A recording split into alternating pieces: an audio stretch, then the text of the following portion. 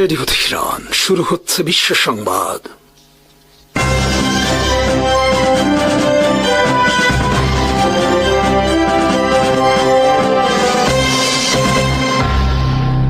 গাজা উপত্যকায় ফিলিস্তিনি প্রতিরোধ আন্দোলন হামাসের প্রধান খলিল আল হাইয়া বলেছেন, গাজায় ইসরায়েলি দখলদারিত্ব শেষ হলেই কেবল তারা অস্ত্র হস্তান্তর করবেন। তিনি জানান, তখন গাজা শাসনের দায়িত্বে থাকা ফিলিস্তিনি রাষ্ট্রের কর্তৃপক্ষের কাছে এই অস্ত্র হস্তান্তর করা হবে।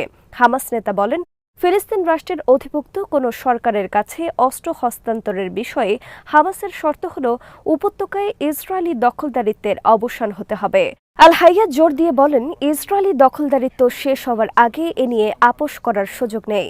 তিনি আরও বলেন, আমাদের অস্তিত্ব যেমন দখলদারদের অস্তিত্বের সঙ্গে যুক্ত, তেমনি আমাদের অস্ত্রের সঙ্গেও আমাদের অস্তিত্ব সম্পৃক্ত। এই পরিস্থিতির অবসান ঘটলেই কেবল আমরা আমাদের অস্ত্র ফিলিস্তিনি রাষ্ট্রের কাছে হস্তান্তর করতে পারি। আল হাইয়া দপ্তর এএফপিকে ব্যাখ্যা করেছে, তিনি সরকার বলতে ফিলিস্তিনি রাষ্ট্রকেই বুঝিয়েছেন। দপ্তর জানিয়েছে, অস্ত্রের বিষয়টি এখনও ফিলিস্তিনের বিভিন্ন সংগঠন এবং মধ্যস্থতাকারীদের সঙ্গে আলোচনায় রয়েছে।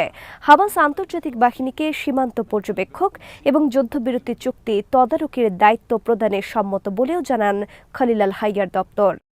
গাজা উপত্যকায় ইসরায়েলের চলমান আগ্রাসন নিয়ে কাতারের প্রধানমন্ত্রী শেখ মোহাম্মদ বিন আব্দুর রহমান আল থানি কড়া সতর্কবার্তা দিয়েছেন। তিনি বলেছেন, যুক্তরাষ্ট্র সমর্থিত শান্তি পরিকল্পনার অধীনে সত্যিকারের যুদ্ধবিরতি কার্যকর হতে হলে ইসরায়েলি বাহিনীকে সম্পূর্ণভাবে গাজা থেকে সরে যেতে হবে।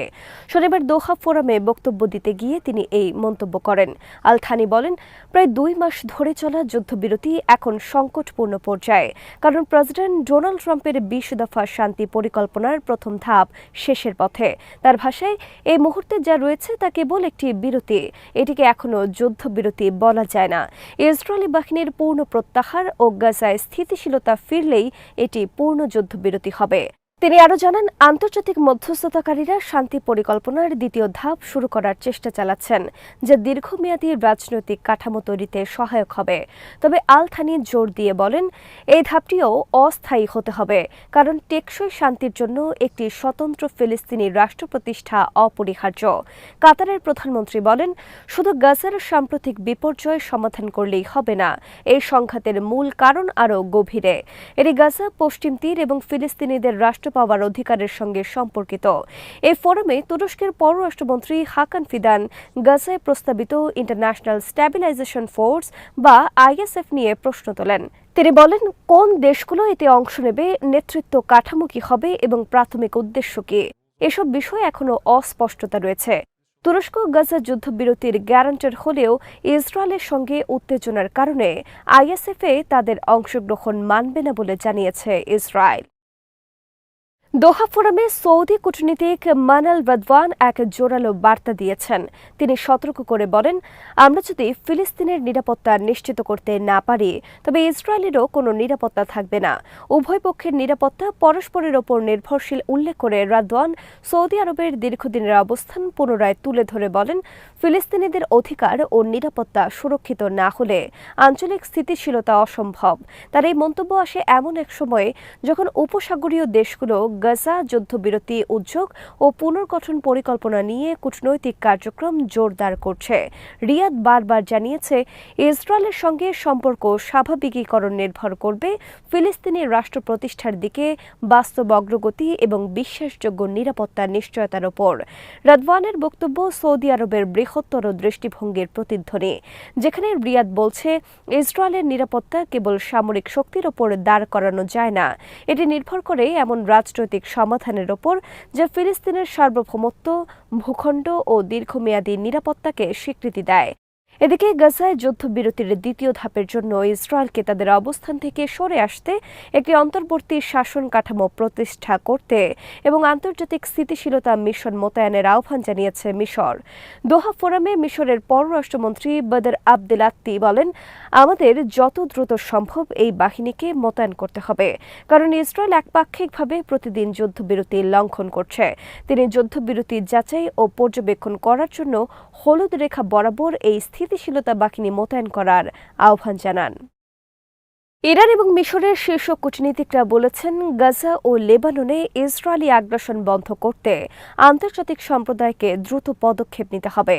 শনিবার এক টেলিফোন আলাপে ইরানের পররাষ্ট্রমন্ত্রী আব্বাস আরাকচি এবং তার মিশরীয় সমকক্ষ বদর আবদেলাত্তি বলেন, চুক্তির পরেও ইসরায়েল দুঃখজনকভাবে গাজা ও লেবাননে আগ্রাসন অব্যাহত রেখেছে।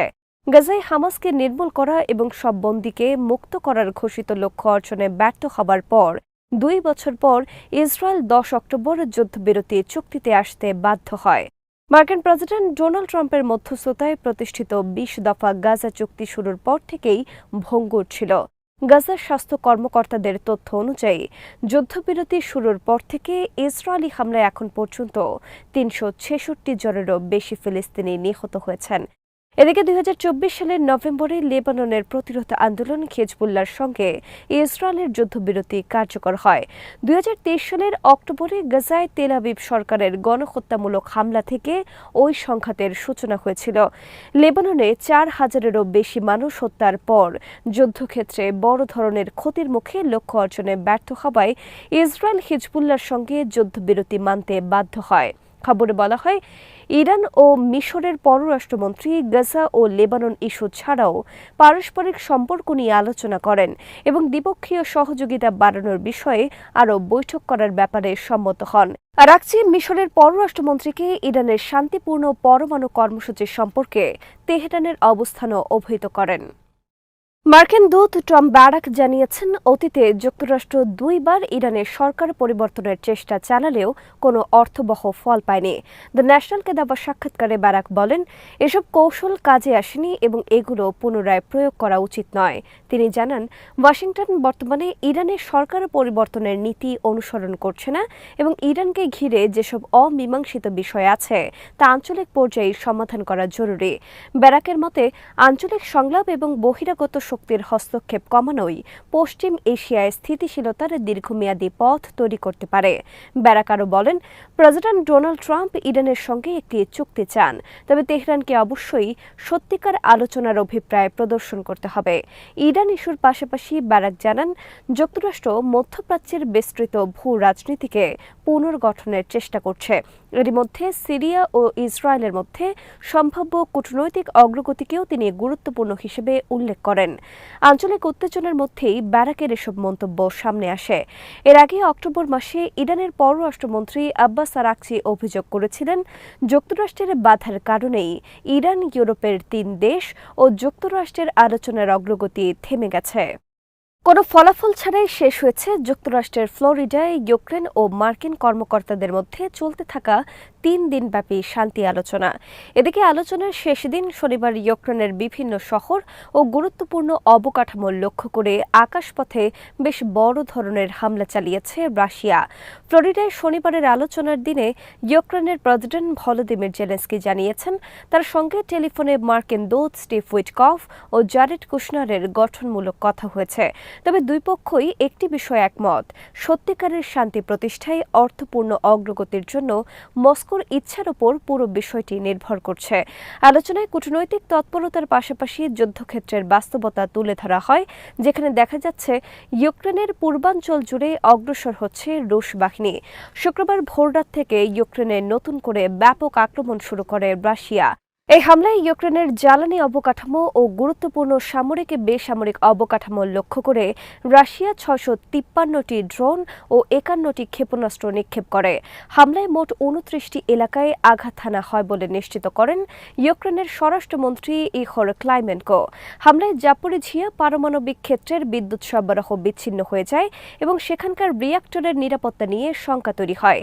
এই পারমাণবিক অবকাঠামোর বন্ধ হয়ে যাওয়া 6টি রিঅ্যাক্টরকে ঠান্ডা রাখতে সার্বক্ষণিক বিদ্যুৎ সরবরাহ প্রয়োজন। বিষয়টি নিয়ে এরই মধ্যে উদ্বেগ প্রকাশ করেছে আন্তর্জাতিক আণবিক শক্তি সংস্থা IAEA।